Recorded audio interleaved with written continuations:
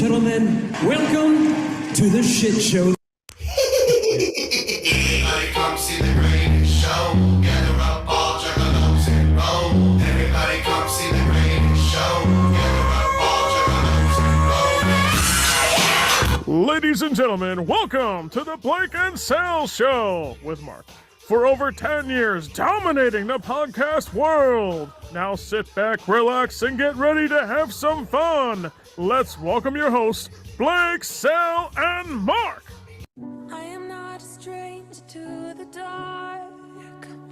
Hide away, they say, 'cause we don't want your broken parts. You can put your mind and do whatever you want to do. Just tell yourself that you're capable too. But don't do things that ain't even cool. And get rid of them no good friends that's enabling you.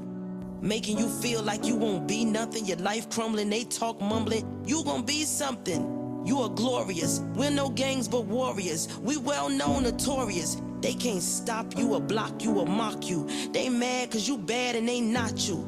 You fall down but get up and skip and hop through. Kick down doors for others to walk through. You have a purpose to make you say, did I do that? Urkel. Now we calling reality virtual. This is who I am. This is me. Don't let them words hurt you. When the sharpest words wanna cut me down, I'm gonna send a flood, gonna drown them out. I am brave, I am bruised, I am who I'm meant to be. This is me. Look out, 'cause here I come. Hello and welcome to the Blake and Sal Show with Mark, episode number 509. I am one of your Blake, and I have new toys today. And I'm going to drive these guys fucking crazy with my brand new toys I have today. This is going to be fun. I never knew there was bass on the intro, just so you know. What was that? I never knew there was bass on that intro. Yes, I fixed the sound. For those listening, watching on YouTube, to fix the sound problems. I'll get more into that in a minute. So I text Sal. I'm like, can we start the show with something special today? So we're gonna open up with "This Is Me" from the Greatest Showman reimagined album for mental health awareness month. So why not, right? Exactly. So all right, let's introduce our co-host. First of all, the biggest heel in podcasting, and the timeless one apparently today. Let's bring on timeless Salhausen. Apparently, that's what we're doing today. Yes, this is my new persona. Black and white looks good on me. You know who's gonna be pissed about this? John. John's gonna be so pissed about this. When do we see him again? I don't think you're gonna see him again. I see him again in a couple of weeks. But anyway, hang on. I see myself in you, and I love me. All right, let's bring on a really cool host, a man who technology doesn't seem to be his friend, but as he finally figured out his overlay. The man, Mr. Mark, Dad, how you doing? Doing well. As you gave me this app to use, abuse, whatever you want to call it, and I think I'm slowly figuring it out. And hopefully, I'll have it all rectified by the next show. This is actually really funny now looking at the screen because me and Dad have these overlays. It sounds in black and white. It's actually really funny. It's really funny. So I'm kind of glad that we're going to be changing some things up here, and I like it. Now that I fixed our sound problems, we can do a little more on the video side, and I like this. It only took 11 years. 11 years. It took me, no. On Zoom, it took me about 4 years. On Zoom, it took me about 4 years. I'll admit to that. No. But anyway, before we get to all that, as always, go pick up Andy's book. I know I am. Available right now, Amazon, Barnes & Noble, Arte Publishing, now in English and Spanish. On the video side, right here. Look, right here. All right, so a couple show notes. First of all, I wanted to make a note. First of all, if you're YouTube apparently is becoming the place now for wrestling podcast. Apparently lately, the torch is now over during YouTube shows now. That's the thing that's going on. Really? We started a trend. Yeah. So I decided, now that I fixed our sound problems, that we've been having a lot of problems, and I finally fixed them. So now that we fixed our sound problems, we're going to actually do a little more. Yes, darling. We're gonna do a little more on YouTube. And this show, well, I'm actually gonna do a little. Actually, I have a program on my phone now that I can edit and have a little fun with our YouTube content now, and have a little more fun, and do more work, do some more stuff to it. So I'm gonna do that from now on. So go find us. Also, if you subscribe to us on Spotify, please find us on Spotify. I know most of you listen to music there, so go subscribe to the podcast there, and the videos will be there too. You can watch our lovely faces and our gimmicks, and a lot of times we sort of random stuff that we don't even know what the fuck we're talking about. We sort of stuff on the screen that doesn't make any sense on the podcast side. So now there'll be a video element. You can go figure out what the fuck we're talking about. And I'm gonna have some fun with the screen here. I'm gonna have some fun and add some stuff, and because I can, I want to have some fun. I want to do some things. When they stop, it just stopped becoming work and started becoming fun again. Now I want to have some fun and do other things. You know what I mean? One of those things. So I want to have some fun again. So anyway, one other thing. So we're doing our playoff prediction game. I know Sal hasn't heard this yet, so I want to play this on the show. Before the conference finals, okay, so how the prediction, for those who don't know behind the scenes, what happens is these guys all call in a dead but everyone else calls in their picks. And before I listen to their picks, I record mine, just so that I don't like hear you guys pick first, and then I update the spreadsheet as I go. That's how I do it. Just to clarify that for people. Well, as I'm going through it, it's me, Sal, Mike, Leandra, and then Tim from Random Chatter. Well, Tim has been leaving messages at the beginning of his voicemails, and I can't not play this on the main show. So, Tim. Hey guys, Qui-Gon Tim from Random Chatter. I'm convinced you guys are rigging some of these matches. I don't know how. You're like paying off refs or something. There's a ref scandal going on right now, so I think you guys are somehow involved in this. I'm not making accusations. I am making accusations. It's all going to get sorted out sometime soon, though, I think. Sal, comment. I think there's some shenanigans going on with the leader. Just saying. Hey, let's leave it at this. If the Rangers win this series in 6, there's going to be a massive change in the leaderboard. I looked at the math. It's going to be a massive change in the leaderboard. So it's going to be very interesting. Mm-hmm. Did Tim say he was with what group? Random Chatter. We say this all the time. It's Tim from Random Chatter. It sounded like you said Random Chatter. That's the Google translated version. Oh, got it. Okay. Before we get to the wrestling, one quick thing. By the way, I just want to make a note here. We are not getting into the Trump thing on this show. Find somewhere else. We're not getting into it here. We're not getting into politics here. Just throw that out there right now. We ain't got time for that. But as we're doing Guilty. Yeah, I'm just saying that because as we're doing this show, all the news broke. Let me finish my damn sentence. The reason I'm saying it is because the news did break right before we came on about everything, and I just don't want to get political on the show today. We'll talk about it in a future date. I guarantee it'll come up again. But for today, I just don't want to get into it. We have way too many things to do today, and that can go off on an hour tangent, and I don't feel like doing that tonight. Just be honest with you. I know us, and it'll go off on a massive tangent. I know us. He's definitely not timeless, I can tell you that. No.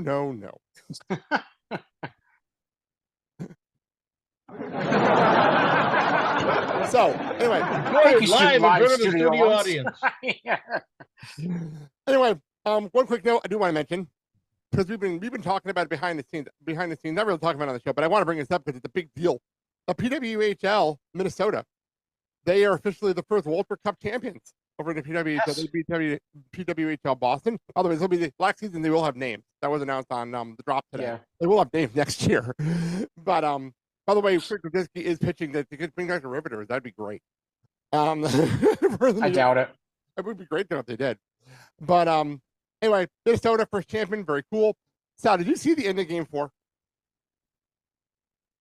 No, you know what? I didn't watch the last. I watched Game 1 and Game 2. I didn't watch the last 3. You didn't hear what happened at the game of Game 4? No. Oh my lord. Okay, so. Wait, was that the one I wanted to like double overtime or something? I'll tell this story because this is a great story. So Game 4, Minnesota Boston is in Minnesota. We're going to double overtime, scoreless. Or scoreless, double overtime. Minnesota scores, they win. Boston scores, we go to Game 5. Minnesota scored in double overtime. Celebrated, gloves in the air, everyone's celebrating. They then went to review. They got called back on goaltender interference. Oh, shit. So the crazy is they're celebrating a fucking championship. They had to collect everything, resume the game, and then 45 seconds later, Boston broke the tie and won the game and went back to game 5. Oh shit! Yeah, it was one of the craziest finishes I've ever seen. I have never seen it before. So it wasn't like immediately waved off? No, because they called it a goal and then they went to replay. Apparently, every goal in PWHL goes to replay automatically. And they were replaying it, and then they called it off after they were celebrating on the ice. Oops. Yeah, so there you go. I wanted to bring that up. But yeah, congratulations, Minnesota. Hopefully next season I can get more into it. I just didn't feel into it when the season started, and hopefully next season I can get more into it. Now that I know Well, that's because they didn't have fucking names. Yeah, well, Minnesota's kind of the local team for us here, so maybe I'll get more into it next year. Yeah. So, very cool. By the way, they put Game 5 on, like, TSN in Canada. Like, it was a big deal. They put it on, like, the main stations and everything the other night. So Yeah. Cool. So that's that. Let's bring that up. So let's do this. And now, let's get into the crazy world of professional wrestling. You guys actually get to hear the music now. On the clip. You can hear everything now. There you go. Wait, there was music this whole time? Yeah, the whole time. What? No way. Wait a minute.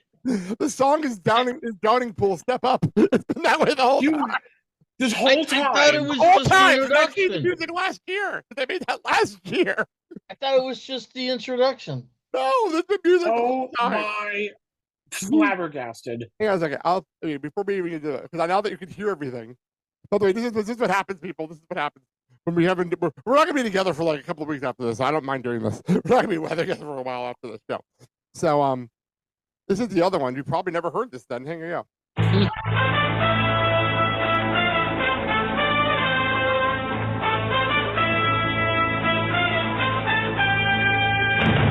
And now, let's see what's going on in the wild world of sports.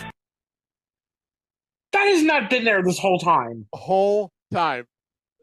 Oh, So, how do you recognize that song, by the way?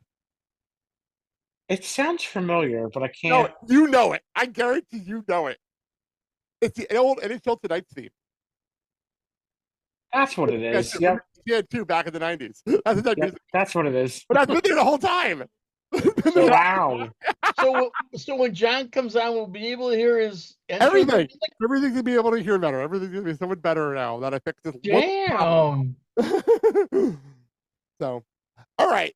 By the way, I'd like to thank everybody for not helping me fix this problem. I've asked so many people over the last year to help me fix this problem, and nobody helped me. I had to figure it out on my own. So thank you for not helping me. Okay, so now just do this. Fuck them helpers.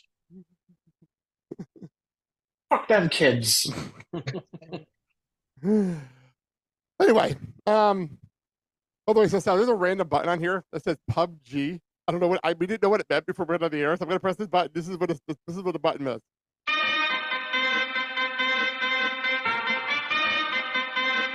I don't know why hand clap randomly on my soundboard. I have no idea. I have zero clue why. PUBG is a game. Does that song have anything to do with the game? I have zero clue. Let's hand clap. I have no idea why it's on here. Anyway, let's move on. WWE, Right. sorry, it's been a busy. By the way, I'd like to thank all the wrestling to give us a shit ton of content this week. It was a lot of fucking content. We're gonna speed through some of it, but there's been a lot of content. First thing first, if you didn't hear, SummerSlam is gonna be in Minnesota in 2026. You didn't hear that yet this week. Yikes. Why 2026 and they skipped 2025? We don't know why. But they did. It's 2 nights in Minnesota. This is called the We're sorry, we're not going to be WrestleMania SummerSlam. How do we feel about it being 2 nights, Sal? See, I don't know. I said this before, to you. To me, this cheapens Mania. Because the whole thing about Mania was that it was 2 nights. It was a big deal. And now SummerSlam is 2 nights. So now, to me, it makes WrestleMania not feel as special anymore. I guess it's just because it's spread out for me, and I kind of expected it eventually, so that's why it doesn't faze me, I think. That's just all it is to me. I mean, it didn't faze me because I kind of expected it to happen eventually. Yeah, what do you think? Does this mean that they're eliminating one of the premium live events then because of I this? honestly have no idea. Probably Okay. not. Probably not. But The anyway, only for those wondering, we haven't been previewing the live events. Two things. Number one, I've been giving us a lot more time off this year. And number two, there's no point in previewing these shows. There's really no point. We'll talk about the aftermath, but there's no point in previewing half of these damn shows. Right. the thing with now the SummerSlam being on 2 nights is, I guess you could say, this is the junior WrestleMania because you want to showcase more of your talent. Well, it's always been that way anyway. That's what I'm thinking. And I give credit, this year's SummerSlam is really looking fucking stacked. You know what I mean? So it'll be interesting what they do in 2 years. But I've heard right away with 2025, it might go to London. SummerSlam? Yeah. Ooh. I've heard that recently. So that's a big deal. That happens. Wasn't SummerSlam there once before? 92. So be interesting if they do it. It'd be very interesting. It would be. So, because I've heard they wanted to bring Mania there, but I just don't think it'll work. I don't think an international outside of like Canada Mania will work with all the other stuff to do. With all the other stuff, all the flying people and everything else. I'm like, people are like scared that Mania is going to go like to Saudi Arabia. I'm like, they're not going to do that because they're going to lose so much.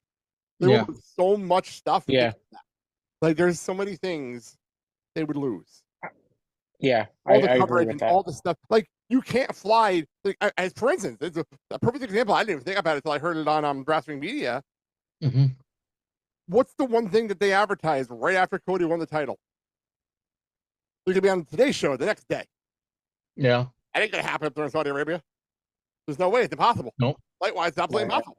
So, people are worried about that. I'm not worried about that. So, Actually, I would like to see WWE do a premium live event in Hawaii. that would be cool. Now, that would do it outdoors, too. That would be a lot of fun. That'd be a lot of fun. Like, where the Pro Bowl used to be. Right. Does that stadium still exist? If that stadium still exists, go there. I That'd be mean, fun. if you think about Hawaiian and the Polynesian wrestling league that they Oh, had, God damn it! The Samoan, you can do Samoan matches there. You can do all that kind of stuff. It'd be great. That'd be great. That would actually be it'd pretty be awesome. like a welcome home That type would be of really thing. awesome. Actually, that would be really awesome. I didn't think about it. Yeah. But Yeah. they have the stadium where the Pro Bowl used to be, so they have a stadium to work with. Yeah. That was Aloha Stadium, right? I think so. That sounds right. Yeah. But Yep, it's only, still available. It's only got a 50,000 capacity though, so I don't know if they would do that. I don't know. If they had a pay per view, I mean, if you do like I don't know, a Backlash or a Money in the Bank or something like that, there, Mhm. 50,000 isn't that big of a deal. You know, they did a fucking Backlash for 25,000. Yeah, but Mania, you know, they can. Oh, I wasn't even talking Mania. He's a PLE. He's a PLE. Oh, just in general. Oh, okay. Yeah, like a Backlash. Oh, yeah, then that can definitely work.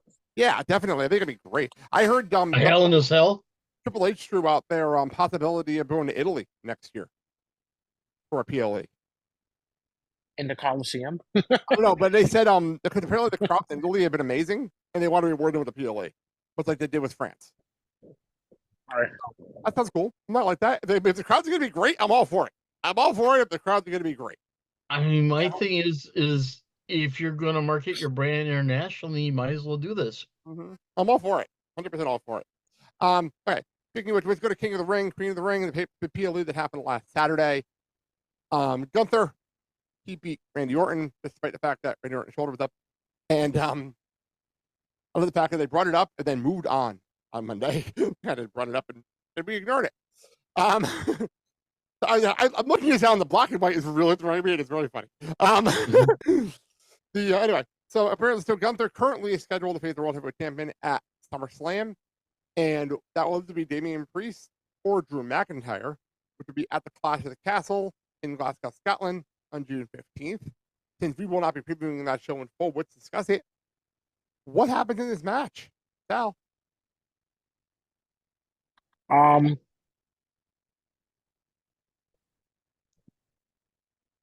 don't know. Good question, right? This is an interesting. Yeah. Like, I don't know what to do here. This is interesting. I don't know. I have a theory, but I wanted to ask you guys first. I have none, so. Dad, what do you think? Hey, I have sort of a theory, and I don't know if it's going to be the same thing as you get, but I don't see Drew losing in Scotland. I really don't. I say, okay, he beats Damian Priest, but then right behind him is Gunther that's going to kick his ass. See, Gunther's not getting a title until SummerSlam. It's not like a Money in the Bank situation. Match is scheduled for SummerSlam. I'm throwing out there that Punk is going to come to Scotland, play heel, cost Drew the title. So we get Punk and Drew at SummerSlam, and then Gunther versus Damian Priest, and then Gunther can win the title from Damian Priest, and we still get the Punk Drew match they've been promising us since Mania. I can see that. Yeah, kind of, but my thing is I would let Drew win the belt in Scotland, and then when he has to go against Gunther, then Punk plays the spoiler. The problem is, I really want them to do Drew and Punk as a SummerSlam. They've been promising us that match. And they can't try to Gunther at the title shot. Oh. They've literally been pretty much booking this match since back in February. This match in February. I mean, you got to give something to the man that has re-signed with your organization. Do they though? Yeah. You got to give him something. I think it's better that they gave him a title already. It only lasted 5 minutes, but still, they gave him something already. Exactly. He won the title. That's I think it's even better if Drew gets screwed over again by Punk. It just adds more to Drew's character and adds more to the storyline, and then the match is even crazier. No, I think I'd rather see a Drew and Gunther match before him and Punk. Okay, fair enough. Well, how about since they got rid of the Hell in a Cell event? Mm-hmm. For now, I could totally see them building. Hang on, before he says for now, remember who's running things now. Triple H is not a big fan of those pay-per-views. Keep that in mind. Continue yourself. Yeah, right.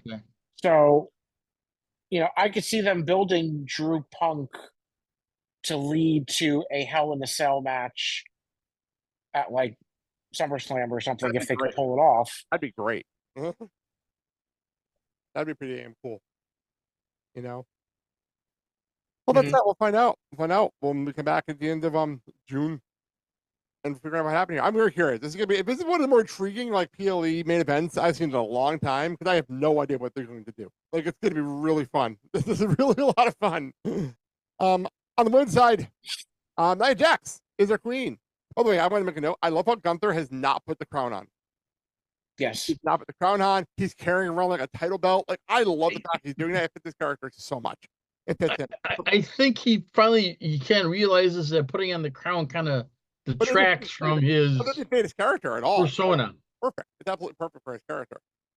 But also, as opposed to Booker T.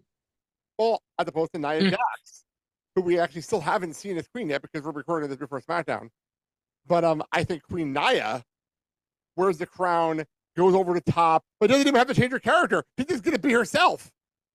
Just over the top a little bit. It'd be fun. I think it's going to be great. And it looks like we're going to get Nia versus Bayley at SummerSlam, which I've heard mixed reactions about. We did this shoot in NXT. I figure we just get it done. Sal, what do you think? Yeah, I mean, just get it over with. I don't want her to win necessarily, but that was here, obviously. Obviously.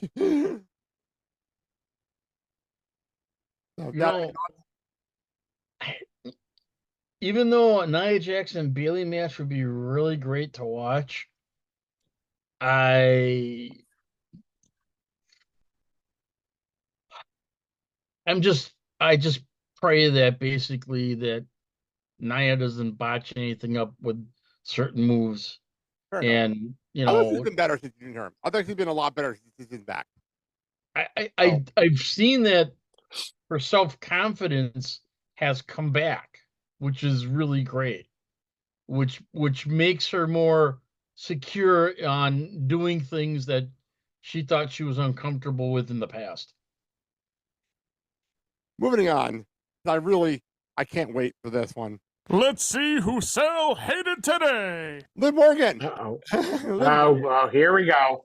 Here it comes. defeated Here we Becky go. Lynch to win the Women's World Championship at King of the Ring with help from Dom. I'm putting the quotation marks up there because it's not officially help from Dom yet. First hit a cell. I'm just going to run the whole thing down real fast. Liv then Becky actually said I want a rematch on Raw, ended up being in a steel cage. Liv cut a really funny promo earlier in the show saying I want to do this by myself. It's the most heel promo. It was fantastic. I thought it was great. Being so heelish. And we ended up having the match. Liv beat Becky. So what happened here at the end of the show, Dom came out for some reason that we don't really know why. Oh, well, I know why, because Damian Priest told him to fix this. Damian Priest told him to fix this. And Dom came out. Boy, did he ever. Open up. By the way, the cage was locked with a pin. It wasn't even locked with a lock. It was locked with a pin. He pulled the pin.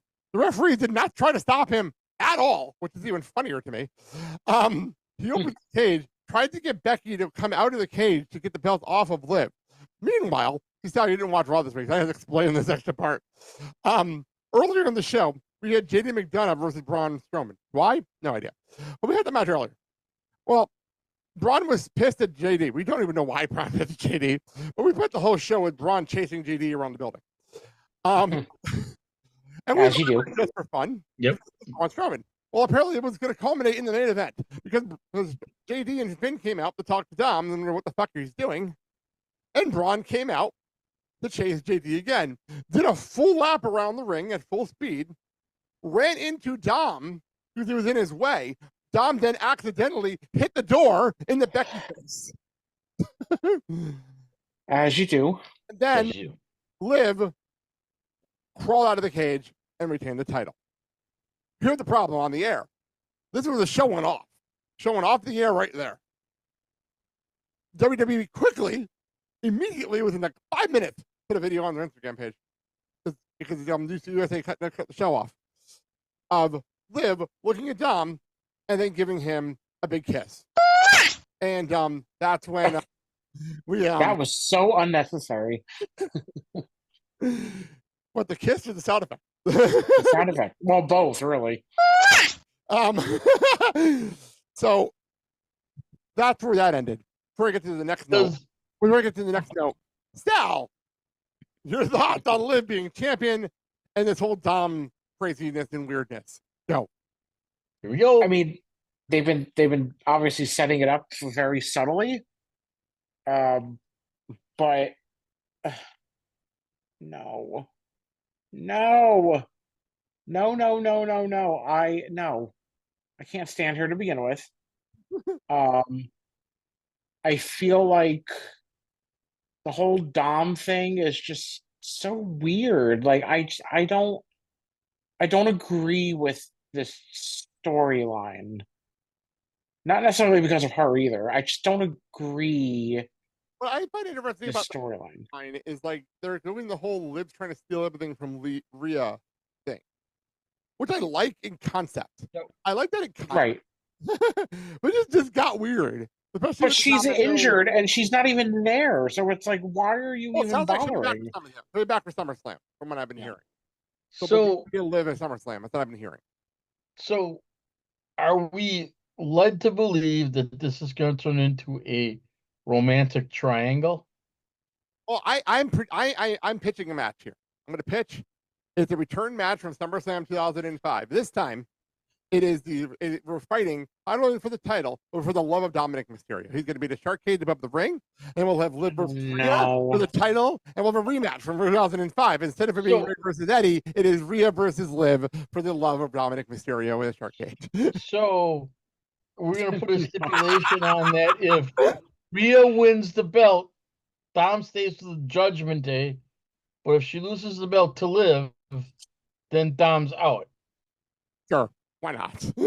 I love cracking up sound because you did not. I love it. You trying to say something and you started laughing. As it seems now, what's my favorite part about that? Judgment Day is falling to pieces. They've been doing that for a year, though. I feel like they've been falling apart since they got together. I have a funny feeling we're gonna see Damian reach his breaking point and said, "That's it. I'm done. I'm out of here. You guys do whatever the hell you want to do, but don't include me in it.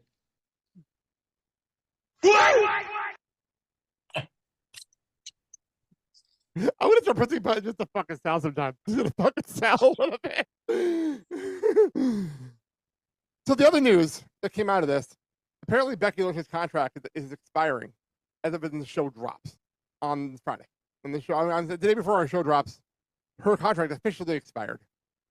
That was her last match we saw on Monday night. And people are like, "Oh my God, she's getting on AEW." I'm like, "You guys are all idiots. You guys are all morons." Well, some of them are. Well, she was promised time off after Mania. And she pulled a Moxley instead of going on vacation with the title, and then put somebody else over and left. Except unlike Moxley, she's actually going on her vacation. So I would expect to see Becky and Seth back at the Rumble. I don't expect them to take the rest of the year off. Seth can recoup his injury. They can be parents for a while, and then they take a break and be back at the Rumble. Honestly, that's what I see happening. Sal? I do like that idea. They can both afford to take the time. Well, he has no choice, but he can afford to take the time off. Yeah. But if that's gonna happen, for the love of fucking God, don't announce that they're gonna be there ahead of time. I agree with that. Make it a surprise. Trust me, we'll get to the surprises. If there's one thing that's been great lately, it's been surprises in WWE. We'll get to that in a couple minutes. My thing is they should have their time that they need to be a family 100%. and recuperate and just kind of relax, no pressure, and just go with the flow. 100% agree. 100% agree. They earned the right. That's what he says it hurt, but they earned the right to take a break. Oh yeah. Literally, fucking Seth was wrestling with a fucking injury at Mania both nights. I mean, Becky wanted to take a break, and obviously they asked her to come back for a little bit just to help him out a little bit. With the reason unexpected injury. I mean, if you look, since Seth has had the belt, it's like he's been defending it every flipping week. Pretty much. But here we go. That's the big one. We'll find out more as we get closer. What's up over NXT? Because I was not even going to bring up NXT this week. I really wasn't, because I'm talking NXT with Rich Fan next week. So I wasn't even going to bring it up this week. But fucking hell did they pull some shit off this week. But before we get to that, Sal, I have to ask you a question. I'm asking you that you watch NXT every week. Do you know who Sexy Red is? No clue. Good, because neither do we. Neither do we. I feel better about this because I'm a very white person. Have no idea who this is. But apparently, she's a massive hip hop star in the black community. A massive black hip hop star. And I know music, and I've never heard of her name before. Thank you. I appreciate that, actually, because I figured if anyone's going to know, it's going to be you on this show, especially. It's going to be you. But she's very popular, apparently, among black people. And boy, apparently, the show when she's going to be guesting for Battleground, and they had her come on the show this week just to tell people that are not black who the hell she is.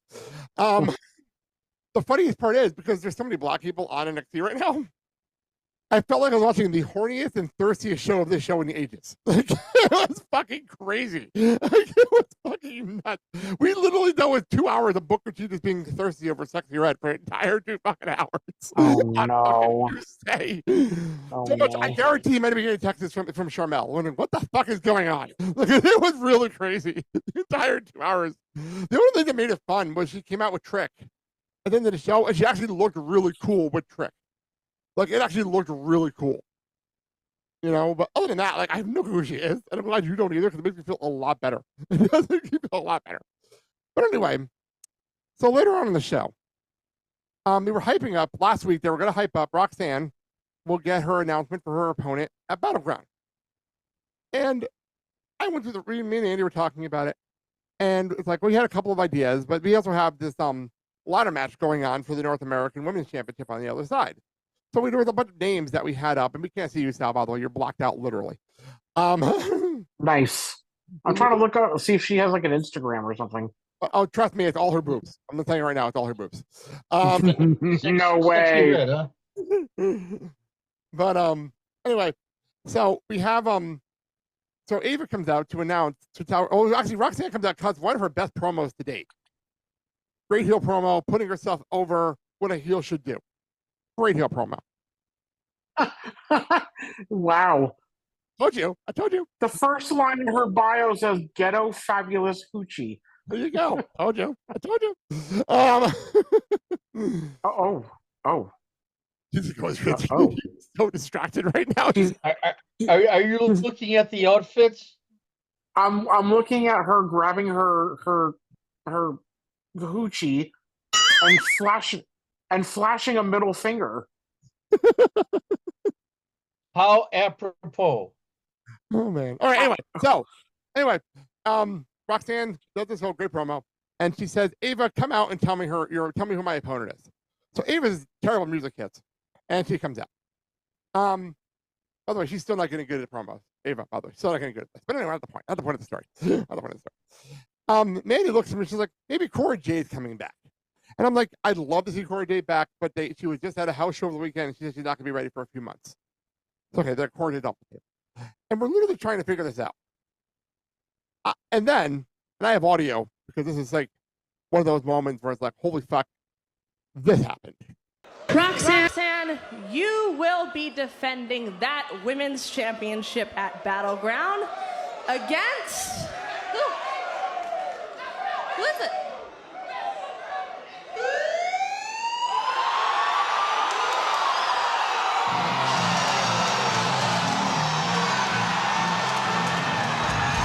Holy! I almost got thrown off the air. TNA Knockouts champion, Jordynne Grace! Ava does it again! Yes, indeed, Vic. Holy! Last time we saw Jordynne Grace was at the Royal Rumble. She's a major player, Vic.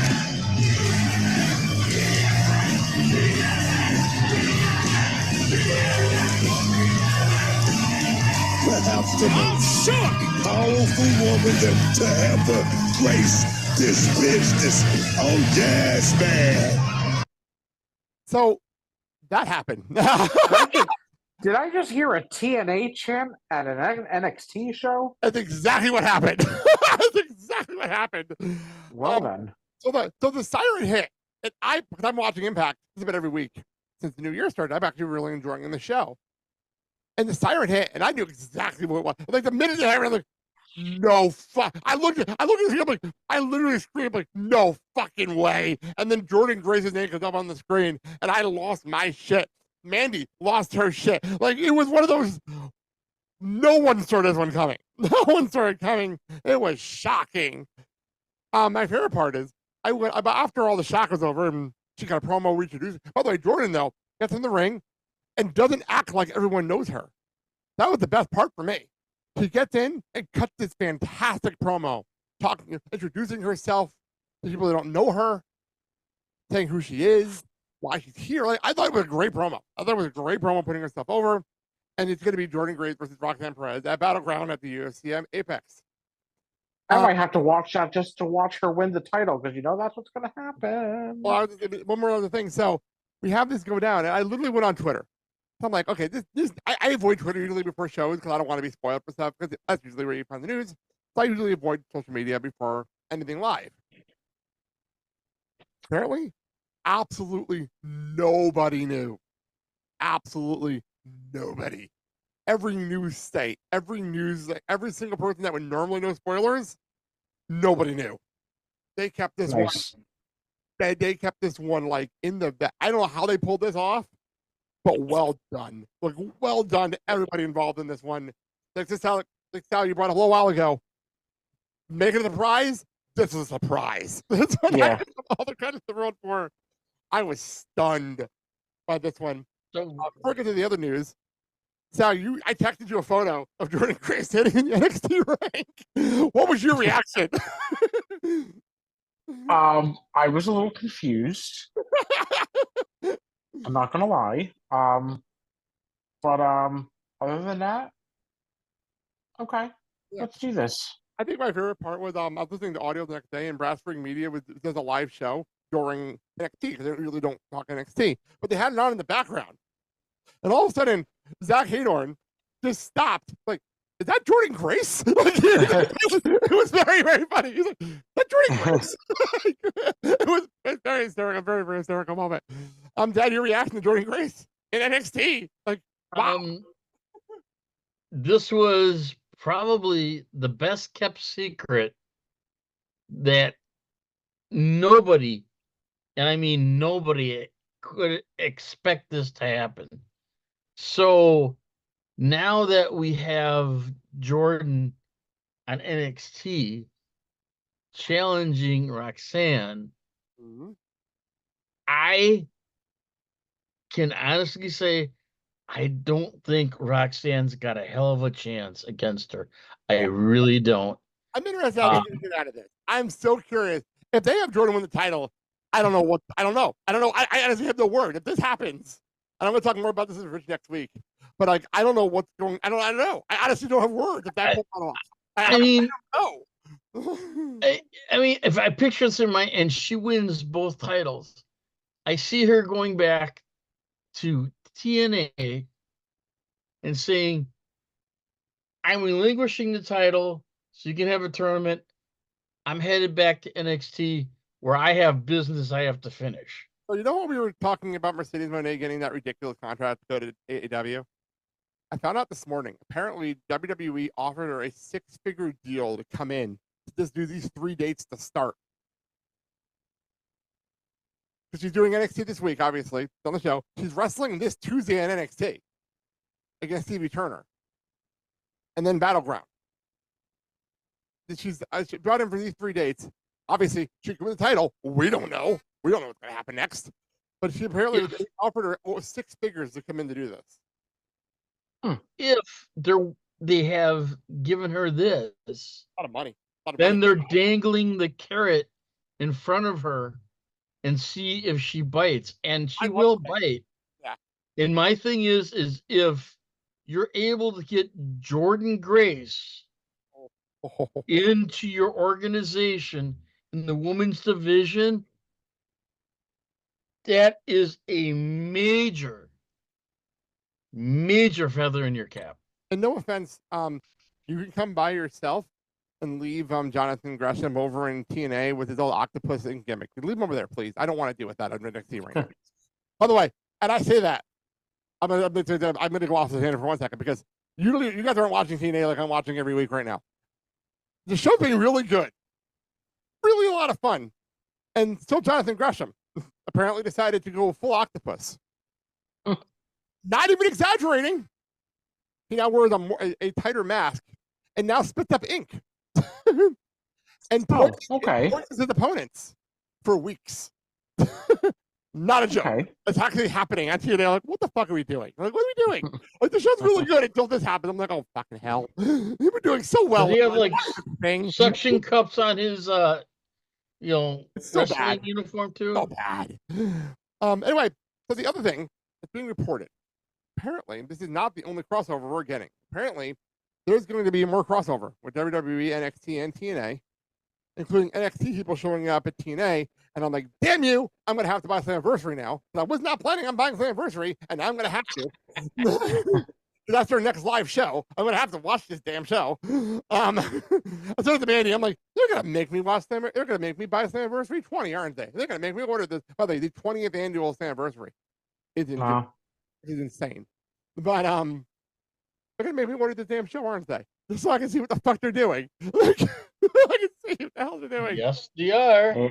It's working. I give them credit. Like, I'm going to have to watch this damn thing. And by the way, if you go on Twitter right now and you go to just ignore all the crap and just go to the wrestlers on Twitter right now, a lot of WWE and TNA people are going back and forth trying to set up feuds.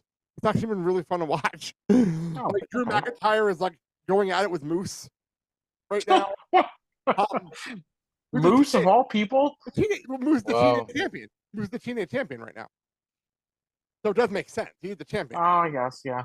And like the New Day is like messing with Joe Henry right now. Like there's just random shit going on right now because they're having fun with the possibilities. It's gonna be a lot of fun. I really feel this is gonna be a lot of fun the rest of the year.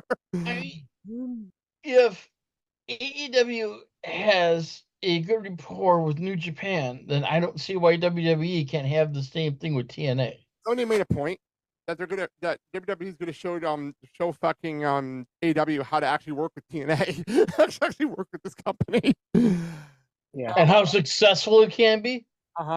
So a lot of people are hoping that this leads to the Rumble. And I'm only doing this because I've been waiting for a reason to actually play this on the show. I'm waiting now that the sound problems are working, I can actually pull this off. That somebody really hoping for the Rumble, for this to happen at the Rumble. Say his name and he appears. I believe in Joe Hendry. I believe in Joe Hendry. Cause you love him in London. And people are hoping that happens at the Rumble. Hey, it's catchy. Believe me. It really is. It's fun. By the way, the entrance watching it on TV is so much fun. It really is so much fun. It's like an earworm after you hear it gets stuck in your head. Legitimately, by the way, hit number 4 on the UK charts is insane to me. Legitimately hit number 4 on the UK charts. And they had to play it on UK bullet. They legitimately had to play it on UK radio. when it came out. Number 4 with a bullet and still climbing. It actually beat like Taylor Swift and Beyonce at one point on the radio. It was nuts. No, thank you. It really happened. Anyway, so is there a possibility he could beat Taylor Swift? Well, for the last few weeks on NXT, they've been doing this whole thing with somebody attacking Heba backstage. And last week, Noam Dar, who challenged Trick Williams to a match, got attacked. And then later on in the show, all the members of the NXT North American title scene right now got attacked, but we found out that was Gallus. So everyone assumed it was Gallus that attacked Noam Dar earlier in the show. Makes sense. Piece it together. Makes sense. Well, this week, Gallus was in the main event against Trick and I can't remember his name right now, but they were in the main event. And earlier in the show, Owen Menza, who's also part of Metaphor, got jumped. Who was it? They're blaming Trick. They're blaming Trick Williams. But Last Legend's like, it wasn't Trick Williams. Obviously, in TV world now they're dating, and so like she's gonna say her boyfriend didn't do it.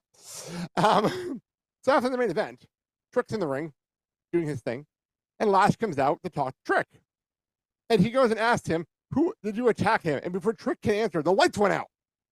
And the man looking at him like, "What the hell?"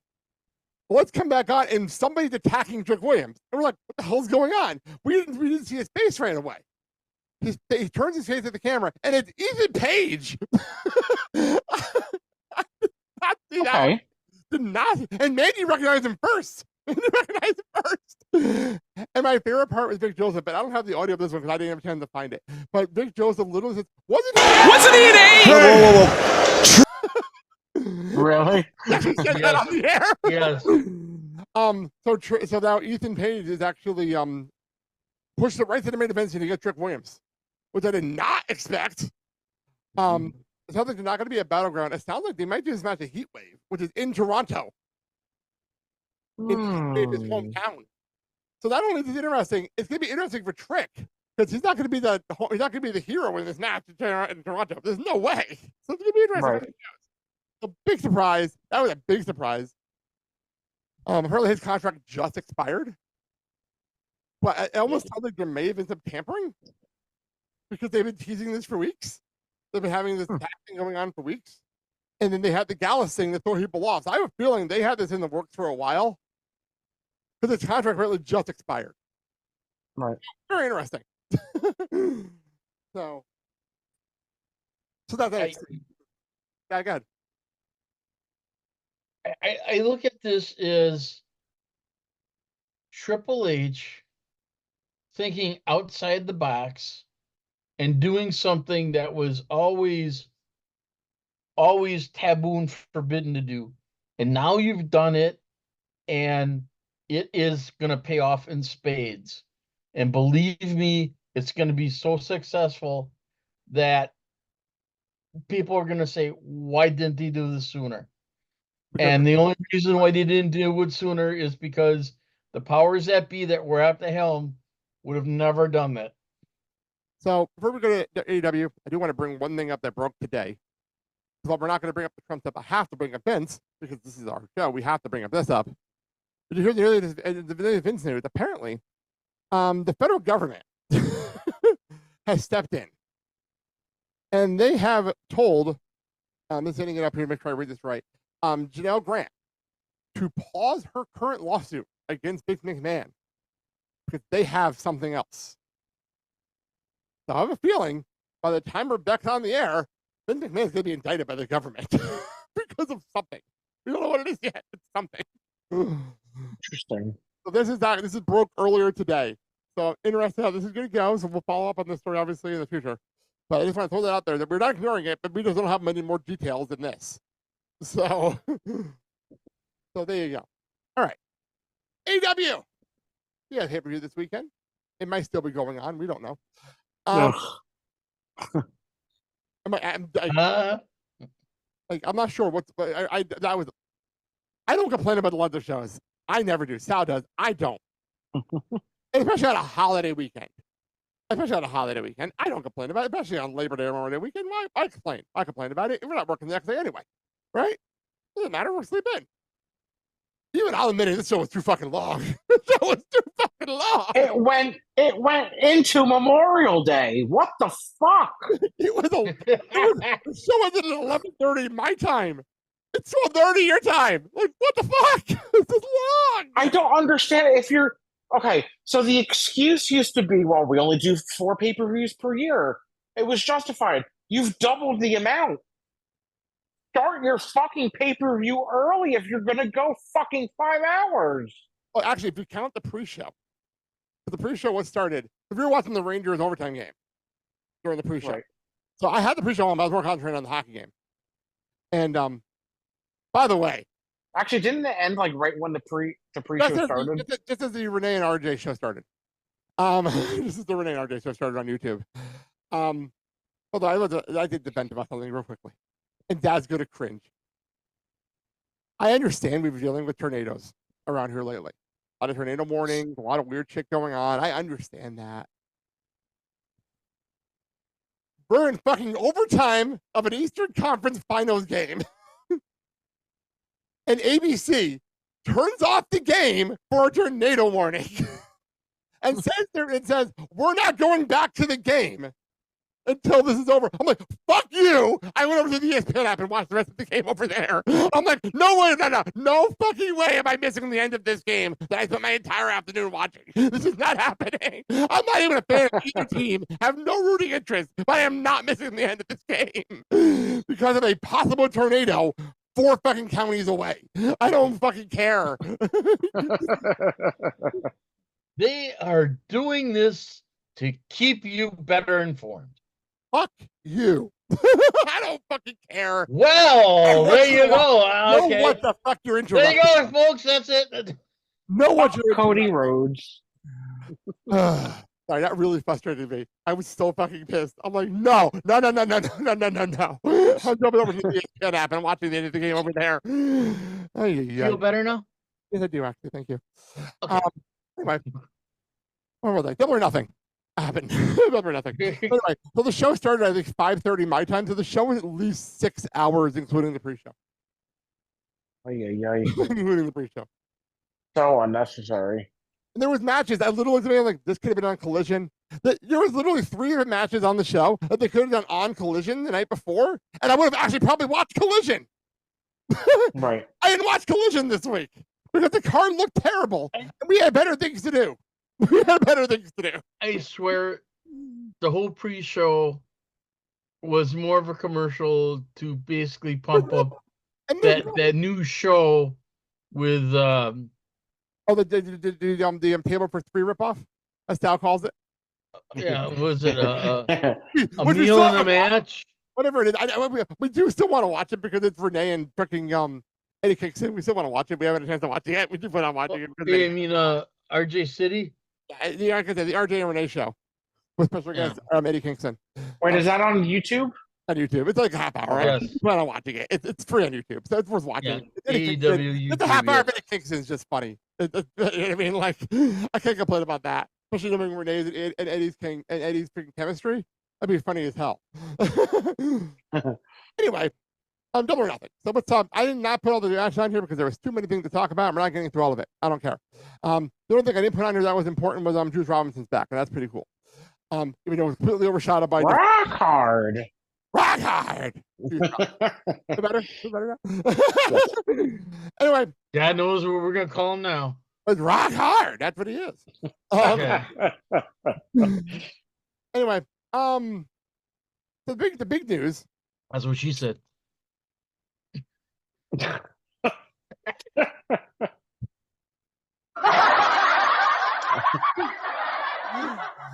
Anyway, the big I news. mean, it wasn't that funny, but okay. Oh, thanks. Sheesh. Say hello to my little friend. Where's the uh-oh? Blake lost track of the conversation. Blake has lost track of the conversation. There it is. There it is. Anyway, so Adam Cole comes out after the opening match. Oh, like the opening match was like Ospreay beating Roderick Strong to win the AEW International Championship. Yay. He won the least meaningful fucking singles title in AEW. And that's saying a lot.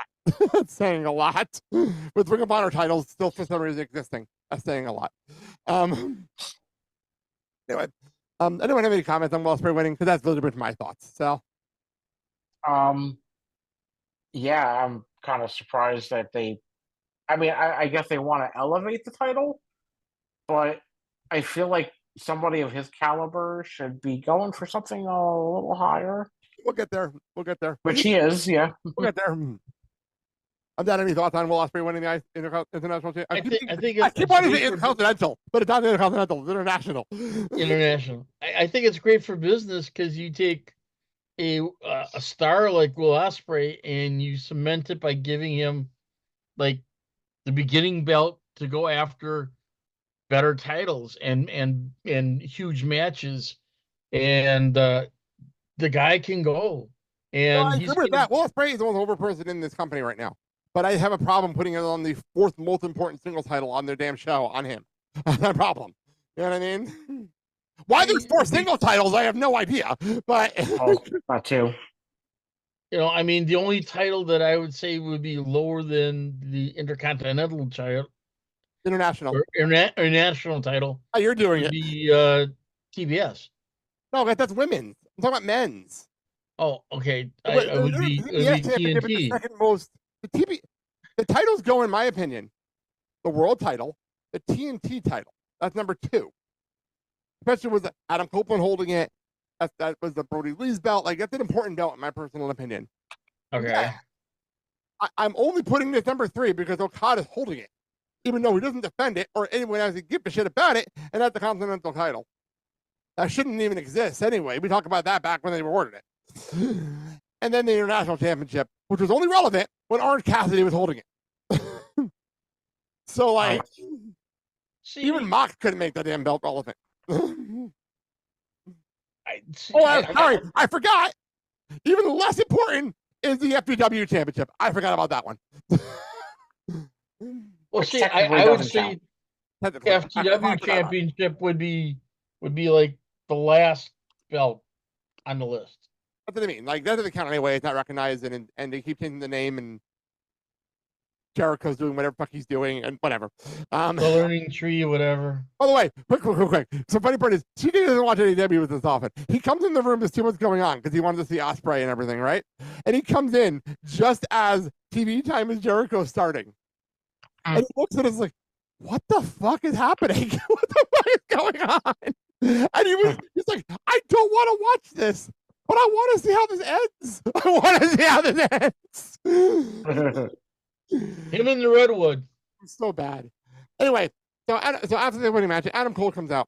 To everyone's surprise, he's walking out without a limp. That was nice to see, even though apparently he's not ready to come back yet. He comes out to the ring, does story time with Adam Cole, peels on the crowd, and all of a sudden the lights go out and a video starts of apparently MJF's fucking home gym apparently, and sure. Go around and we see a mannequin wearing a Burberry scarf, which made me laugh. And then you see his belt's up. It's just like everyone else. My favorite thing was there was like a little on the trophy case. There was a Nightmare Factory sweater, which made me laugh. That made me chuckle. I didn't notice that. It was a Nightmare Factory sweatshirt, which made me chuckle. and a Nightmare Family something else. It was all on one little shelf. It was very funny. It was 2 different shout-outs to Cody. It was very funny.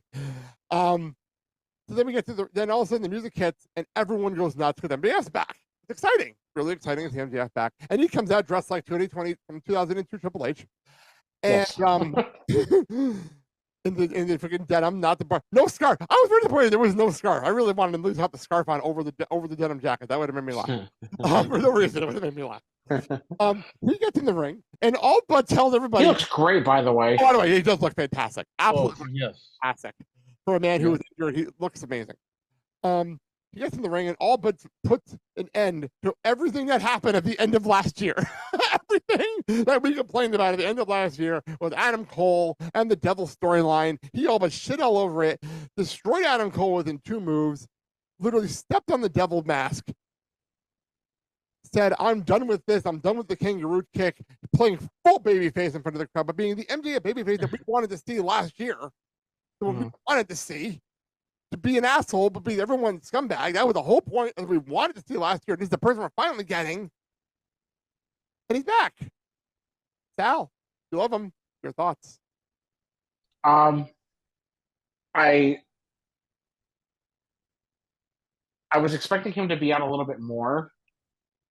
But I guess with Adam Cole coming back now, I'm assuming he's fully healed. No, okay. Because I was assuming that's why they brought MJF back, because they're going to start a feud right away. That was actually just their, apparently from what I'm hearing, he's not going to be back for a while. Wow. And that might have been their way of saying, fuck it, we're not going to bother to do the match. We're just going to destroy Adam Cole here and move on. Yeah. That's what it sounds like to me. But, I mean, I'm glad, don't get me wrong, but again, it's like, here's my complaint again. I sound like a broken record. Like, there's too many people on the roster. Where are you going to squeeze him in? That's a good question. Oh, I heard the rumor, by the way, was supposed to be he was going to be back at Forbidden Door. The fact that he came back early is pretty cool. So that was actually the rumors. It is going to be back at Forbidden Door. The fact that he's back at this show surprised the hell out of me, too. But it's a good question, though. It's a very good question. I don't have an answer to. I don't have an answer to your question because it's a great question. Because you can't put him in the title and say, no, I thought, actually, not going to bullshit you. I thought they were going to surprise everybody and be in that gauntlet match on Dynamite. And he wasn't. I thought they were going to surprise everybody and he was going to win the gauntlet match. But obviously, he wasn't even there and he's advertised for next week's show. So whatever they're planning for him for Forbidden Door, we'll find out next week. I don't know. It's a good question. Dad, any thoughts? Number one, I was surprised to see MJF, and I there was a big boost and shot in the arm for AEW, and then for him to address he's not going to trust anyone anymore. No more Rochacho, but then he also had in his promo some choice words. Oh yeah, that was directed at WWE. Oh no! You're wrong. He didn't have choice words about WWE. He had choice words about Vince McMahon. That's what he did. There we go. Yeah. Notice if you word was in the wording. He took a shot against New Japan, which he's always done, and then he did not take a shot against WWE. He took a shot against Vince McMahon. That's the difference. What he pulled off this time. I give him credit for that. There was always people talking about the rumor that he was going to jump ship and head to WWE and had some negotiation with Triple H all worked out. But as we saw, not the case. So I got to comment on this because we're talking about that. He had that tattoo on his ankle. And a couple people pointed something out about that tattoo. Number one, it is in the location that no one's ever going to see it when he's wrestling. Right. Like Cody, where it's obvious, no one's going to see it. And apparently somebody noticed that the AEW logo is in a spot where they could easily be removed. Could easily be removed if ever in the future. If you look at it, it's like apparently around in the middle of the thing is the AEW logo, and the way it is, if you zoom in closely, it could easily be removed by anybody in the future. Oh, please let me take a look. You do that while I so that's that. I mean, it's in the middle of the poker chip, though. Yeah, but you can take it right out from people's. Oh, I see what you mean. See it now? You see it? Yep. Oh. So things can be redone. Exactly. That's great. So All right. Let's move on to everyone's favorite CD ho. Mercedes Moné. She beat Willow Nightingale to win the TBS championship. Okay. So Sal, you weren't here last week. You weren't here last week. Yeah, I was working. You missed Dad's epic rant against Mercedes Moné last week. I only put a minute of the I only put like a minute and a half up online. This rant went on for like 4.5 minutes. It was a crazy fucking rant last week. So we went on this rant, and I kept telling him she's still great in the ring. I can't stand it. I can't stand her on the mic. Her music drives me crazy. I love making fun of the CD Ho thing, but she's still great in the ring. And she was great in the ring on Sunday. Like, her match against Willow was great. I thought it was a really good match. Like, I really enjoyed it, even though I was rooting for Willow all the way through. Like, I really wanted Willow to win. I enjoyed the match. I thought it was good. I mean, I have a lot of issues with the character, and I think she should be full heel. But apparently on Dynamite, she's not a full heel yet, but she should be a full heel. Sal, your thoughts on Mercedes? Any thoughts on her character and this match? Because you weren't here last week. Hate it. And I hate it. Well, Let's see who Sal hated today. It's okay. Thank you. All right. Sal. I'm writing this down because I better remember this. Liv Morgan or Mercedes Moné? Oh, fuck. Who do I hate more? Uh-huh. Ooh. How much time we got? I'm gonna say Mercedes because I'm gonna play the. Well, she's a Jersey girl, and I gotta stick with my Jersey girl. Fair enough. I can honestly tell you that I don't give a single solitary shit. Yay! Yeah, you were here last week. Just been do stuff to the soundboard. The actual soundboard, our actual show soundboard. So anyway, the Dad, to you. I am not totally thrilled with her. She has some moves, not great moves, has some moves. And I understand when you make a deal with her, you have to keep your end of the bargain. And the belt was the end of the bargain. Do I think she's capable of basically being the face of the women's division? Absolutely not. I don't think she's gonna basically put the face of the women's division knows it's Timeless Tony Storm. So like everybody knows that. So like duh. But and I don't think that she's going to be that type of caliber on that level. I don't think she'll ever get to that level. I always think of her as being a mid-card performer and nothing more. But yet, money that they're shoving up her ass. She main evented at WrestleMania. I still there's something about that. She doesn't have that it factor. She doesn't have the it factor like Becky Lynch. She doesn't have that, and she'll be in that mid-carder until she gets it, if she ever gets it, and that's just it. And here's my comparison: Bayley has better charisma than she does. Bayley has better matches than she does. Time out. I need to step in on this one. Okay. The way you just worded that. Yes. The way you just worded that. Yes. You just made it sound like Bayley is terrible on the mic and terrible in the ring. No. I'm giving Sal, I need you to back me up on this. Is that what it sounded like you just said? It seems like it was implied, yeah. Thank you.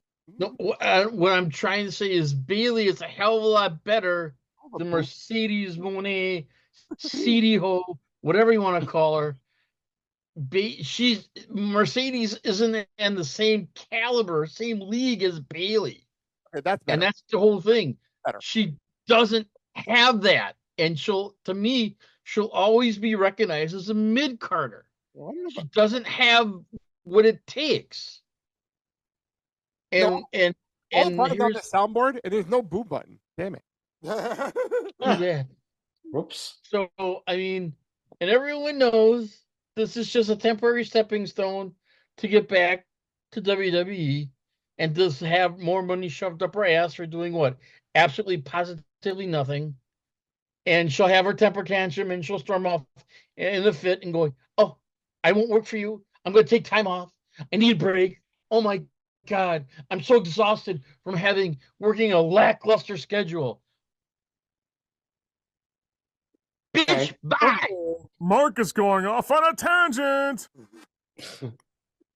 By the way, time to move on. This is only a minor of what happened last week. Now, this is only minor what happened last week. By the way, so last week I was doing all kinds of technical problems. Obviously, my soundboard died in the middle of the show. So like, I didn't realize till I was editing clips later that I came off with a big time fucking hypocrite. So he goes off on this whole tangent earlier in the show. This whole tangent about Mercedes earlier in the show. Later on in the show, he sets me off talking about evil.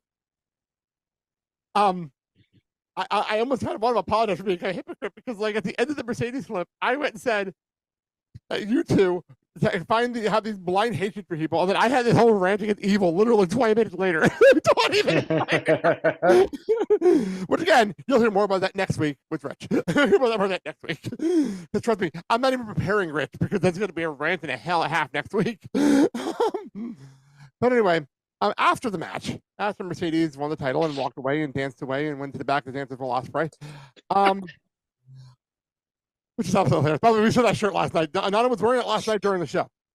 Yeah, I didn't get a good look, but it's a real shirt. It's on AEW shop. It's a real shirt. I'm gonna send you something else though. But anyway, after the match, to absolutely no surprise whatsoever, Chris Statlander turned on Willow and sided with Stokely Hathaway.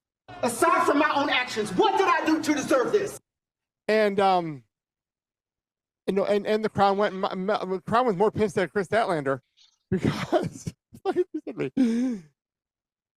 fuck are you telling me? Do you remember that? I remember that now. I remember that immediately when I read it. Anyway, it's the same day. May 30th. Anyway, any thoughts on Statlander, or is it I like the crowd where they went literally meh about it? Me? Either one of you, doesn't matter. Whoever talks first. So yes, I agree, meh. But at the same time, also, it's like, what the fuck, her and what's his face? Okay. Right. Aside from my own actions, what did I do to deserve this? Like, why are we turning all the best friends? Well, except for what's his face. Why are we turning everyone heel? Like, what the fuck? Has two theme music, by the way. There's now two theme songs, apparently. The thing now. And is Chuck Taylor like really like done? Yes. From what I've heard, yeah, he's retiring. Yeah. Oh no. Legitimately. Totally legit. Medically, from a medical standpoint, he cannot perform. Yeah. Oh no. He got hurt in that street fight on Rampage that nobody watched, and he's not medically cleared to wrestling. What happened? I don't. Problem is, no one's telling what the injury. It might be a knee issue from what I'm hearing, but no one's telling us what the injury is. Interesting. So. Oh, that sucks. All right, so let's move on. Got any thoughts, or we just move on? No, I think we all knew it was coming. We knew there was going to be a split. You just didn't know when. And now we know, and we're probably going to get the match with them facing each other. You're on Collision. I don't know if there's going to be any type of other fallout from this or not. By the way, so tonight, we're obviously going to put this on Saturday. Tonight's Collision, we don't know what time it's airing. It all depends on it's Eastern on the Western Conference Finals in the NBA. If there's a game 6, the show was on after the NBA. If there's no game 6, by the time this airs, obviously we'll know. By the time it airs, as of this recording, we don't even know if there's gonna what time closing's on Saturday. We don't even know. Is it gonna be a normal time slot or after the NBA? We don't really know. Wonderful. So, anyway, let's move on to the main event of Double or Nothing. Ladies and gentlemen, welcome to the shit show. Anarchy in the Arena. Well, I have some notes that I'm going to run down for Anarchy in the Arena in my style, in my packet style that I love doing. If you do not interrupt me, please do. Please do, because there's so much here. Here we go. So we open up with the Young Bucks and Okada and Jack Perry coming out, and they get jumped by FTR and Bryan Danielson for some reason. And as they're attacking, Darby Allin music hits, and he comes out.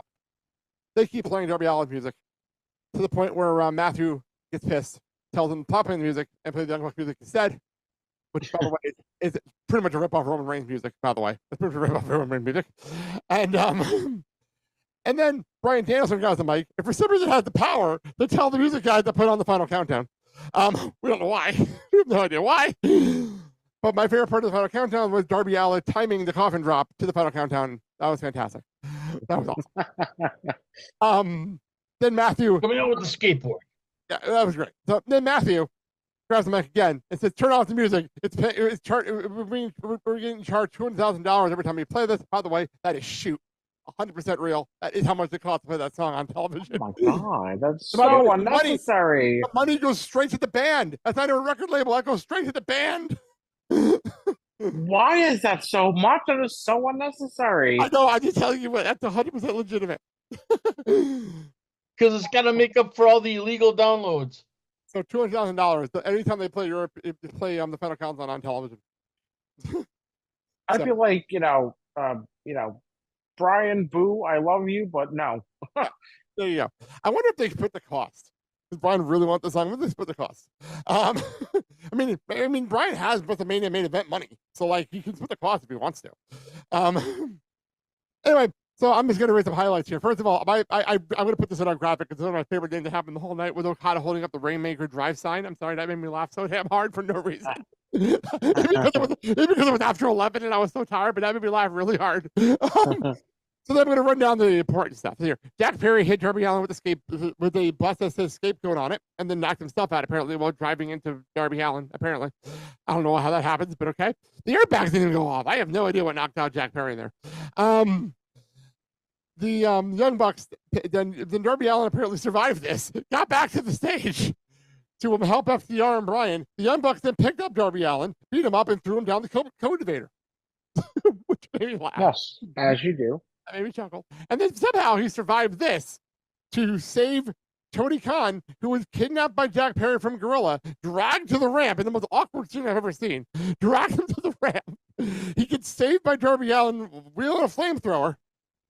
And then Tony Khan awkwardly rolls away. Videos were absolutely hilarious. I'm rolling away. I'm going to put one on the bottom for those watching the video. I'm going to put it on the bottom here. Him rolling away. And then Darby lights some Jack Perry on fire. Which, by the way, I found out apparently they rehearsed that last week. There's a video of them rehearsing that last week. Okay. Then later on in the match, we get back to the ring. There's a lot of blood, a lot of violence, whatever, yada yada yada. Thumbtacks, this, that, and the other thing. Not as crazy as earlier when we actually had what was it in the FTW match? The not hockey puck. That was a different match. What the hell was in the FTW match earlier that we were all making fun of? Legos? Not Legos. It was something else. I don't remember anymore. The dice. The dice. Thank you. The dice. That's what we were all making fun of earlier. Well, even though Shibata throwing dice at Jericho might be one of the funnier visuals of the entire show. Anyway, back to this. The Young Bucks then decide to pull down. And by the way, my favorite part of this was the Young Bucks wave up to the top because they had the steel cage match earlier in the show, and Tony Schiavone's reaction was, "Look at it, bring the cage back down." Dude, come on. I know it's late, but come on. I know it's way past your bedtime, dude, but give me a break. And they bring a hook down. And they tie Darby Allin upside down like a pinata on the hook and then raise it up. And And then my favorite part of this whole scene was Okada going down and getting them a different pair of shoes because they're wearing their brand new pop-up sneakers and they didn't want to put thumbtacks on their brand new pop-up sneakers. They got them a different pair of shoes to change their shoes in the middle of the match to then super kick Darby Allin, who's upside down with thumbtacks on the bottom of the shoes. I'm like, come on. Yep. Now. So he's upside down during this whole thing, and the crowd started chanting "Free Darby," which is hysterical. Or please help Darby. Please help Darby. Please help Darby in the middle of this. As he's upside I mean, he down. was hanging there for a while. That was like, At least the last 5 minutes. Oh, of the match, yeah. down. that was bad. Well, he's upside down. We continue the match. It's now 4-on-3, and FTR gets taken out. Bryan Danielson gets hit with the DVB trigger, and then a Rainmaker from Okada, and Jack and Perry comes in, and despite being burned earlier in the match, comes in and pins Bryan Danielson to win Anarchy in the arena, while Darby Allin is above him dangling on a rope. Like, it was one of the most bizarre visuals I've ever seen. Like you do. Like to do. Thoughts, gentlemen? Sal? Yeah, I mean, I enjoyed it. It definitely lived up to its name, though. I could say that. I problem I have this. It didn't mean anything. Like there wasn't even a stipulation on this. It was just a match for a match. Oh no. I really Is there ever? I was hoping for some kind of a stipulation or something. Like, right. There should have been a stipulation where if Team AEW won, that power would go to them. We'll talk about power in a few minutes. Trust me. We'll talk about power in a minute. But I think the spot with Okada and changing the shoes more comical kind of gave a different perspective on this whole match. By the way, so last week, Sam, you missed me going off on how Darby Allin might just be a cyborg last week. The man, he put a picture up, and the only fucking scratches he had from the entire match was the thumbtack marks on his face next to the black eye he still has from being hit by an actual bus. That's a sentence. I know. I'm well aware how ridiculous that sentence is. But that's the only marks he had on his face. That's it. Okay. From all of that chaos. Keep in mind that this is the gentleman that is training Sting's son. Yes, that's the thing that's happening now, too. To be involved in pro wrestling. Okay. And here's the thing. It kind of caught Sting off guard because at one point he asked his sons if they want to be involved in pro wrestling. Both said no. And then when the match came for Sting's final match, Steve Jr. changed his mind, and Darby approached and said, if you're really serious about this, I'll train you. So I'm going to start messing with Dad now when he was talking about these for a tangent. Uh-oh, Mark is going off on a tangent. So, now with Anarchy in the arena. Let's move on. We'll quickly get through the last couple things here. First of all, during the pre-show, during the endless pre-show, TK and Martha Hart came out looking like they're at the Kentucky Derby, and they announced that the Owen Hart tournament's coming back, which is fine. This time, at least, it means something. It's not just a meaningless belts that mean nothing. This time, at least, they're fighting for something. The winners of both the women and the men's will get title matches, world title matches, clarified that, at All In. That's cool. Like, that's actually copycat. Oh, yeah, it's definitely a copycat move. By the way, I do love TK apparently at the press conference that said, oh, I had this idea months ago. Yeah, right, dude. I don't believe you at all. Oh, shit. Sorry. I don't believe you. Clear in my throat. Sal, your thoughts on this world title matches at All In being decided by the Owen Hart tournament? I like it, personally. I mean, it works. It gives better meaning to that annoying, stupid tournament. I just hope they do away with that weird belt that they give. At least the good thing about those belts, at least they only showed up when they ended the tournament and they didn't actually have them on TV and defending them or anything like that. At least it was just so yeah. At least it was just a souvenir belt. You know what I mean? Like, I'll give them that much at least. Yeah, that's true. So that's cool. The other thing, now here's the problem. I guarantee TK's regretting the fact that they announced the tournament. Because you can't do two tournaments at the same time. unless you're in New Japan. Then the next day, Adam Copeland put up a video saying he tore it. He had a fractured tibia. He's on crutches. He's going to need surgery. And in the barbed wire steel cage match earlier in the show. But by the way, we didn't bring up that Gangrel was here. That's how much happened. But Gangrel was there too. Came from underneath the ring. He tore. By the way, my favorite part of that was Sal texting me like, "Oh, now they have to wrestle the rest of the show with a hole in the ring." That made me laugh. That made me laugh. So, how did they touch that up? They're good apparently. They're really good. So anyway, the duct tape. Duct tape. So anyway, Copeland apparently hurt himself doing whatever the fuck he was doing, jumping off the top of the cage. I don't know what the fuck he was doing up there and why. It was that. I'm telling you, it was that elbow drop. It was that move. It was the elbow drop. He landed feet first, and it looked. It was that painful. move. It was that move. As people showed the replay, it was that move. Yep. And not for nothing, what the fuck is he doing jumping that high? He's not. You know, he's 50 years old. He's 50 years old. Although apparently him and Christian. They have a brand new they invented a fucking a plank machine. They invented a plank machine that actually is keeping them in shape. Okay. The plank that's actually that's why they're in such great shape. It's because they're planking more on a machine they actually invented or getting patent pending. Really? Yeah, I heard about it on Chris Van Vliet show. Okay. Well, then one to Chris Van Vliet. Well, so they gifted one to him. then that's something that Adam can basically have when he finally decides to hang up his boots. Oh, that's pretty cool. Anyway, so Adam Copeland now has to get rid of the TNT. But I honestly thought that they were going to do the interim thing like they did in the past because they have precedent of doing interim championships during injuries. I thought that they were going to do. Honestly, there's a lot of precedent after doing that. That worked out well, didn't it? Well, I thought that they were going to do it because they did it so many times in the past. They didn't do it that way. The Young Bucks came out and they stripped him of the title. My favorite part of this was Tony and Taz like, you could have at least let him relinquish it. You could have at least let him relinquish the title. Right. My favorite part though of this whole thing was Matthew saying, I guess I kind of jinxed him when I told him to go break a leg. Oh, that made me laugh. That made me chuckle. Almost as funny as Okada telling everyone to shut up, bitches. That's right. And then over the top celebrating getting gifted a car. What the fuck was that? What was that? That was so weird. That was so weird. Not as weird as the TV time, but that was still very funny. Anyway, they're going to award the belt to Jack Perry.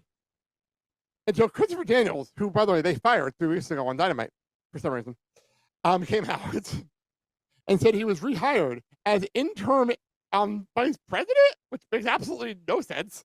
You could just name him general manager with more power, right? That's what they should have done. But I feel like he's going to be in place of Kenny Omega, who did finally have the surgery, by the way, last week. Did finally have the surgery. Christopher Daniels now has the same power as the Young Bucks. And he and apparently he's going to be the voice of Tony Khan. And Shivani, by the way, is probably the one like, damn it, that was my job for so long. That was my job. Well, it's no longer Shivani's job. And he's down to going to be qualifying matches for a ladder match. NXT just did this. It literally just did this for the NXT North American Women's Championship. It literally just did this on NXT TV for the last 4 weeks. So we're doing this again. And it's starting on Rampage this week. And it's going to be at all the shows over the next 2 weeks. And we're going to have a champion at Double or Nothing. At Forbidden Door. I guess. Yay? I don't know if I care. I don't know if I care. That's the problem. I don't know how much I give a shit.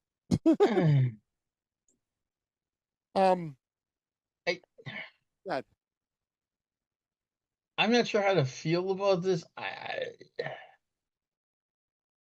I guess if you have the right people in the tournament and have good, solid matches, then it probably will look better and have more emphasis. I understand what they're doing for the title. I almost would have preferred if they just put the belt on Jack Perry. I almost feel like that would have been better. I think personally. Put it back on Kill Switch. No, it has nothing to do with the Bucks. That had nothing to do with the Bucks.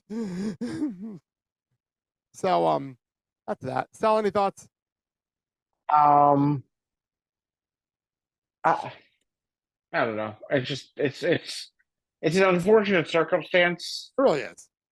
but You're better, Royal. I mean, I feel like they. Yeah, there you go. I was gonna say that could work, but I don't know.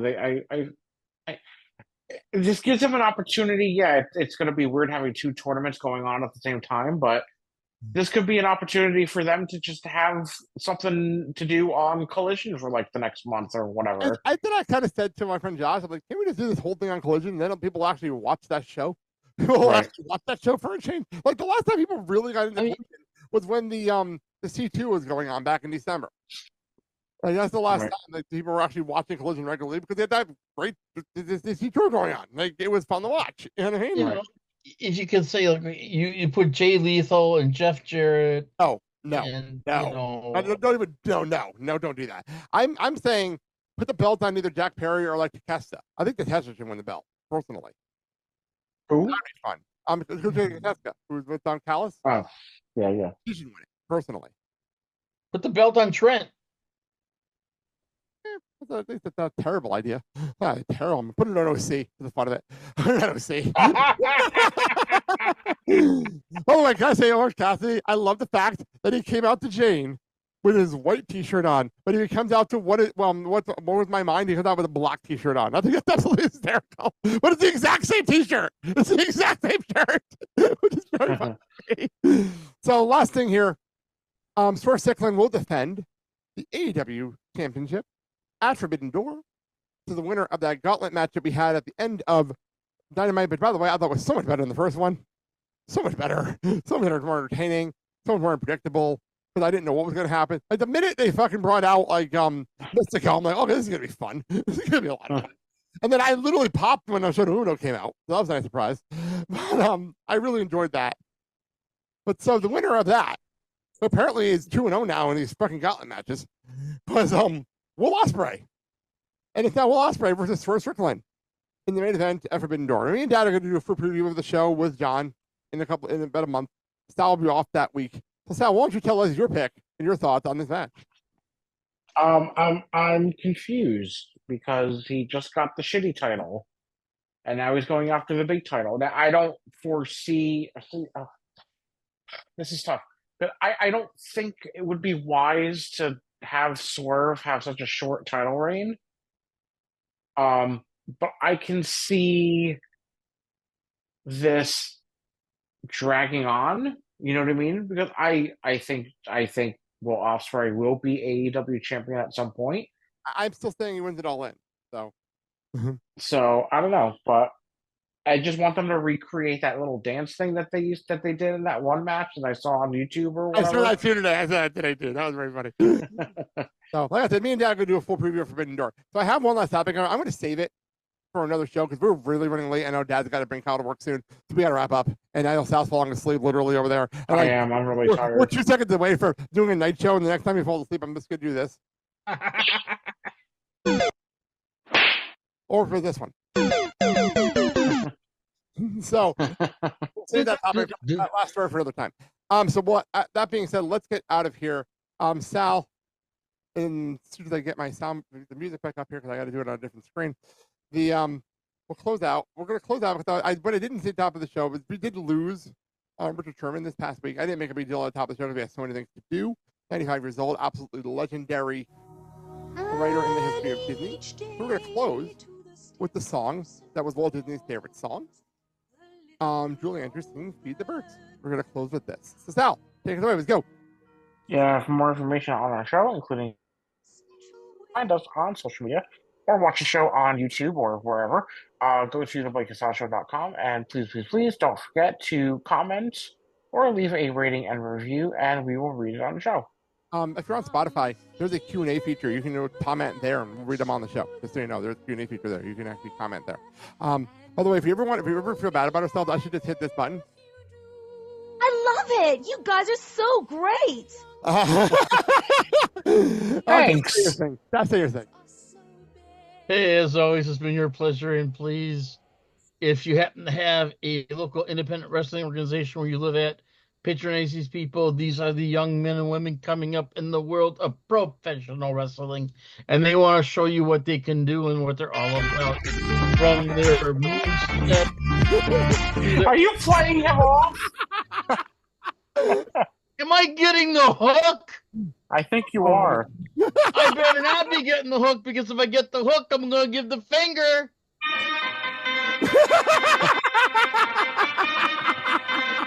Well, good night, everybody. It's been real. Thank you very much.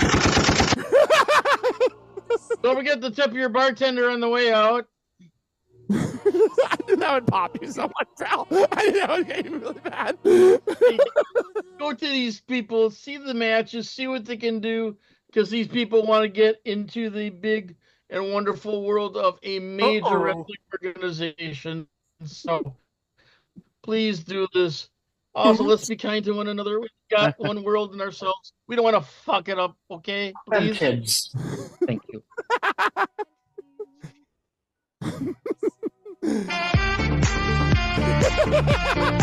I'll throw you off so much. That was very funny. Okay, that being said, let's go. Next week I'm going to have Rich Fan here. Sal's going to be off. Dad's going to be gallivanting with his girlfriend. And so I'll be here by myself. Rich Fan, I confirmed with him a little while ago. He'll be here with me. We're going to be talking NXT Battleground and New Japan Dominion. And you'll get to hear my great rant about Evil next week on the show. Will that be part of the soundboard? Thank you so much, everyone listening. Thank you for being watching on YouTube and on Spotify. Comment. Tell people we're here. We're having a lot of fun over here, and we're going to keep having fun because that's what we do. That being said, I'm Blake. I'm Sal. I'm Mark. We love you guys. And you're listening to the Blake and Sal Show with Mark. Have a good day, everybody. See ya. Sal. Oh, yeah. See ya. Her words are simple and few. Listen, listen, she's calling to you. The birds, tuppence a bag, tuppence, tuppence, tuppence a